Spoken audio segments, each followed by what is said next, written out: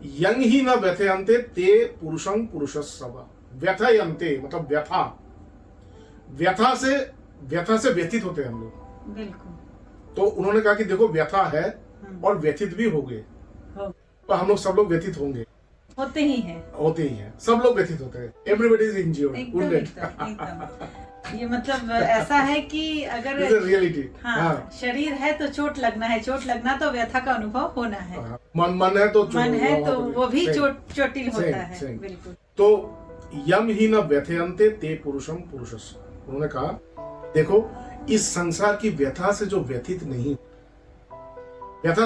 होता, मतलब इसका मतलब ये नहीं कि आप इतना स्ट्रांग है कि वो आपको छुए ही नहीं, आपको छुएगा, आपको झकझोरेगा, लेकिन आप अपने जगह पे स्थिर रहेंगे।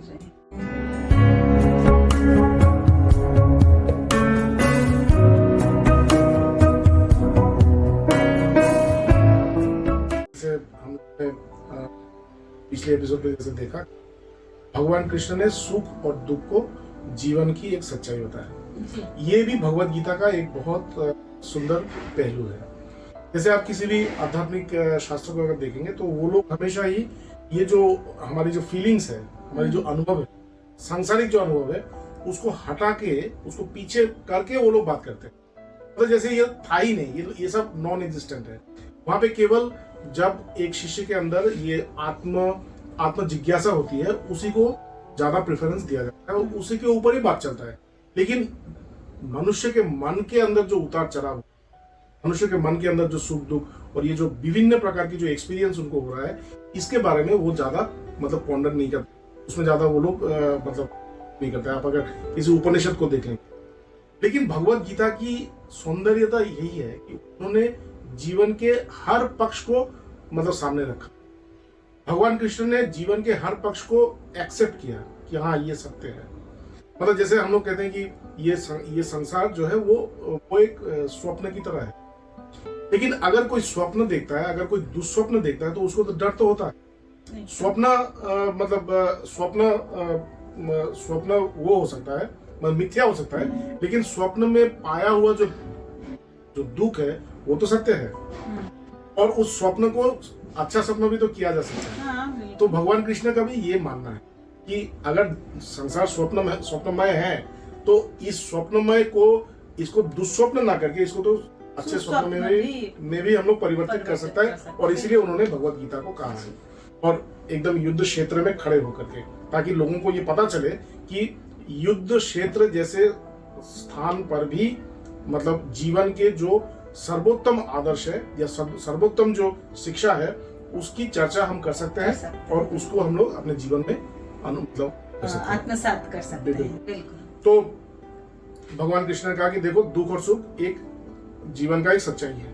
अभी यहाँ से आगे बढ़ते हैं। बिल्कुल। उन्होंने कहा यंग ही न व्यथयन्ते ते पुरुषं पुरुषस्सव। व्यथयन्ते मतलब व्यथा से व्यथित होते हैं हम लोग। बिल्कुल। तो उन्होंने कहा कि देखो व्यथा है और व्यथित भी हो गए, तो हम लोग सब लोग व्यथित होंगे, होते ही हैं, सब लोग व्यथित होते हैं। Everybody is injured. ये मतलब ऐसा है कि अगर रियलिटी शरीर है तो चोट लगना है, चोट लगना तो व्यथा का अनुभव होना है। मन है तो वो भी चोटिल होता है। बिल्कुल। तो यम ही न व्यथयन्ते ते पुरुषम पुरुषस्य। उन्होंने कहा देखो इस संसार की व्यथा से जो व्यथित नहीं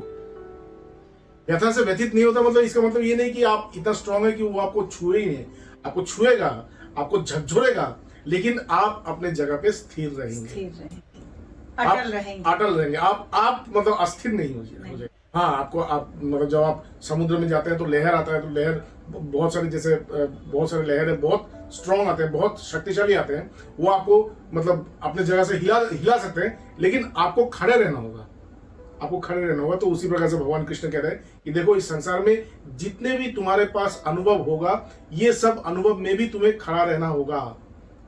यंग ही न व्यथयन्ते ते पुरुषं पुरुषस्सव। वही वास्तविक पुरुष है, जो व्यथा से व्यथित नहीं होता। मतलब व्यथा से वो नहीं होता, धराशायी नहीं होता। व्यथित हो सकता है लेकिन धराशायी नहीं होता। यहाँ पे अभी वो सॉल्यूशन दे रहे हैं। आप सोच सकते हैं अरे व्यथा होगा तो व्यथित तो होंगे ही, कैसे धराशील में, सॉल्यूशन क्या है, मतलब कैसे हम क्या करें ताकि व्यथा होने से भी मैं व्यथित ना हूं। तो यहाँ पे उन्होंने भगवत गीता में ये जो एक कॉन्सेप्ट उन्होंने लाया, समत्व, this is also a concept of Bhagavat में। ये पहली बार इतना अधिक रूप से और इतने इंपॉर्टेंट रूप से भगवान कृष्ण ने इस समत्व को लाया, समदर्शिता, समत्व। और एक जगह पे उन्होंने कहा समत्वम ही योग उच्यते, योग है जीवन का सर्वोत्तम अवस्था, और इसलिए हम लोगों का जन्म होता है क्योंकि हम लोग उस योग को प्राप्त करने के लिए ही आए हैं। तो भगवान कृष्ण कह रहे समत्वम ही योग, जो जिसके मन में समता है वही उस योग को प्राप्त किया। ठीक, तो उस जगह तक पहुंचने के लिए यहां से उन्होंने स्टार्ट किया, सम दुख सुखम धीरम। तो जो धीर व्यक्ति है, जो ज्ञानी है, क्या करता है, सम दुख और सुख, उनके लिए दुख और सुख दोनों ही समान है, मतलब वो दोनों को समान भाव से देखते हैं, दोनों को समान। तो भगवान कृष्ण कह रहे कि तुम्हें भी जब दुख होगा या तुम्हें भी जब सुख होगा तब तुम भी इसे समान भाव से देखने का प्रयास करो। प्रयास करते करते आप देखेंगे कि आपसे ये हो जाएगा, क्योंकि आपके भीतर ही वो शक्ति है। तो जब आप दुख में, अगर जब आप दुखी हैं तो दुख को भी अगर आप सुख की तरह आप इसको ग्रहण करते हैं, आप देखेंगे कि आप उस दुख को भी आप झेल लेंगे, आप उस दुख से भी परे चले जाएंगे। सम दुख सुखम धीरम, बोले जो धीर व्यक्ति है वही दुख और सुख को मतलब समान भाव से देखता है। सो अमृतत्वाय कल्पते, बोले ये जो समत्व भाव है, ये जो समता है, यही समता अमृतत्व को प्राप्त करने का एकमात्र उपाय है। अमृतत्व मतलब अमरत्व, मतलब जब आप अपने आप जब आप मरेंगे नहीं, मतलब आपकी मृत्यु नहीं होगी। आप मृत्यु कब नहीं होगी, जब आप मृत्यु से परे चले जाएंगे। मतलब आप जब ये जन्म और मृत्यु का जो चक्र है, इस जन्म और मृत्यु के चक्र से आप जब परे चले जाएंगे तभी आप अमृतत्व को प्राप्त किए। तो भगवान कृष्ण कह रहे कि देखो उस जन्म और मृत्यु के इस ये जो चक्र है, इस चक्र से परे जाने का एकमात्र रास्ता है समत्व, सम दुख सुखम धीरम। जो धीर व्यक्ति है, जो ज्ञानी है, वो दुख और सुख को समभाव से देखता है, और यही समभाव उस अमृतत्व को प्राप्त करने का एकमात्र उपाय है। मतलब ये जो सुख और दुख को उन्होंने जीवन के सर्वोत्तम अवस्था, अमृतत्व या योग, उसके साथ उन्होंने जोड़ दिया। ये आपको कहीं और नहीं मिलेगा। आप अगर किसी और शास्त्र में देखेंगे, सब कुछ को हटा करके वो स्टार्ट करते विद अ क्लीन स्लेट, मतलब जैसे आपका कुछ हुआ ही नहीं था। मतलब आप जन्म से ही पहला जो शब्द आपके अंदर से निकला वो है अथात ब्रह्म जिज्ञासा, और वहीं से आपने शुरू किया, ऐसा लगता है। लेकिन यहाँ पे भगवान कृष्ण कह रहे हैं जीवन के हर पहलू सत्य है, और इन सबको लेकर के हमें चलना होगा। और इसीलिए भगवत गीता इतना ज्यादा हमारे लिए इतना ज्यादा प्रासंगिक है, और सबको इसके बारे में जानना चाहिए। तो इसके बाद भगवान कृष्ण कहते हैं कि नासते विद्यते भावो न भावो विद्यते सता, उभयोरपि दृष्टं तु अनयो तत्वदर्शी भी। और देखो ये जो संसार है, ये जो संसार को देखते हो, कैसे तुम दुख और सुख से परे जाने का प्रयास करोगे, या कैसे तुम जाओगे, या कैसे तुम इन सबको समत्व से देखोगे। तो उन्होंने एक रास्ता भी दिया कि कैसे देखोगे।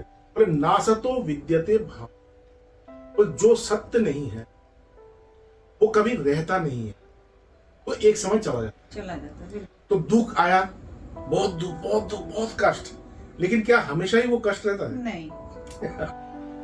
और जब तक दुख नहीं होगा हमें सुख की अनुभूति नहीं होगी। मतलब सुख, मतलब दुख, ये दुख फिर सुख को भी ले आता है। हाँ, बिल्कुल। जैसे अभी रात है, हाँ, ये रात दिन को लेके आएगा अपने आप, लेके आएगा। आपको रात को धकेला नहीं होगा, रात जल्दी जाओ दिन आओ, ऐसा नहीं। ये रात ही आपको दिन लेके आएगा, और फिर अब दिन आ गया, आप दिन को रोकने का प्रयास कीजिए कि आप रोक पाएंगे? वही दिन, वही प्रकाश अंधेरा से लेके आए। तो ये जो अंधेरा और प्रकाश, रात और दिन, ये जो चक्र है, और यही चक्र सुख और दुख का भी है। जब आपको सुख हुआ, इसका अर्थ यह है कि दुख आपके दरवाजे, आप बहुत खुश है, मतलब दुख खड़े हैं आपके सामने। फिर आपको दुख हुआ, दुख जब हुआ, इसका मतलब है कि सुख दरवाजे पे खड़े। तो वो कह रहे हैं कि नासतो विद्यते भावो। देखो जो नहीं रहता वो सत्य नहीं है। तो दुख नहीं रहता, सुख भी नहीं रहता, ये सत्य नहीं है। सत्य नहीं है। इसको उतना उतना अधिक इसको मतलब इन्वेस्टेड मत हो इसमें, मतलब अपने मन को इतना ज्यादा उसमें मत लगाओ, मतलब निवेश मत करो कि दुख हो तो एकदम दुखी हो गए, ऐसा मत करो। जानना कि ये बीत जाएगा, क्योंकि ये बीत जाएगा, ये क्षणिक है। हाँ। ये बीत और फिर सुख भी जब आएगा तब भी तुमको जानना पड़ेगा कि ये भी बीत जाएगा। जैसे हमारे जो जी, जब भी हमने देखा, जब भी कोई बड़ा प्रोग्राम होता है और बहुत सक्सेसफुल होता है, जिस दिन वो प्रोग्राम होगा और जिस दिन सक्सेसफुल हो जाएगा, भगवान जी रात को हम लोग बोलेंगे कि प्रोग्राम तो बहुत सक्सेसफुल हुआ, लेकिन अभी एक पतन हो, सब लोग उनको पता है। हम लोग तो एकदम सक्सेस हुआ है, हम लोग सब कुछ खुश है, हाँ। लेकिन भगवान जी रात को बुला करके बोलेंगे देखो बहुत सब लोग खुश है, लेकिन अभी एक पतन होगा, उसके लिए तुम लोग कुछ ना कुछ नुकसान हुआ। और ये ऐसा ये जीवन का चक्र है। ठीक, तो सुख के बाद दुख और दुख के बाद सुख। एग्जैक्टली, दुखी सुख है, सुखी दुख है। जैसे आपने कुछ पाया, आप देखेंगे पाने में भी कुछ खोना पड़ता है, बहुत कुछ खोना पड़ता है। और जब आप कुछ जब आपने कुछ खोया, आप देखेंगे कि उस समय भी आपने कुछ पाया। तो ये जो तराजू है, ये तराजू हमेशा मतलब बैलेंस रहता है। हम लोगों को लगता है कि हम लोग खो दिए, लेकिन जब आप ऊपर से देखेंगे, आप देखेंगे बोथ आर बैलेंस्ड। आपने कुछ पाया भी नहीं, आपने कुछ खोया भी नहीं, समान है। इसलिए भगवान कृष्ण समत्व के बाद देखो, ये हमेशा समत्व ही है। तुमने कुछ खोया भी नहीं है, तुमने कुछ पाया, और इसी को आगे चल के भी वो आगे चल के कहेंगे, जब आगे जाएंगे गीता के, देखेंगे भगवान कृष्ण इन सबको एक बोल रहे हैं। तो ये भी आएगा। तो नासतो विद्यते भावो, जो सत्य नहीं है उसका कोई अस्तित्व नहीं है। न भावो विद्यते सता, और जो सत्य है उसका कभी अभाव नहीं होगा। तो जीवन का उद्देश्य हमेशा उस सत्य को जानना होता है, उस सत्य को पकड़ना होता है, उस सत्य को अनुभव करना होता है। जिस दिन तुमने उस सत्य को अनुभव कर लिया, उसका कभी अभाव नहीं होगा। दुनिया तुमको छोड़ सकता है, लेकिन वो तुम कभी नहीं छोड़ेगा, वो तुम्हारे साथ हमेशा रहेगा। नासते विद्यते भाव, न भावो विद्यते सता। इसके बाद बोल रहे उभयोरपि दृष्टंत तू अनयो तत्वदर्शी भी।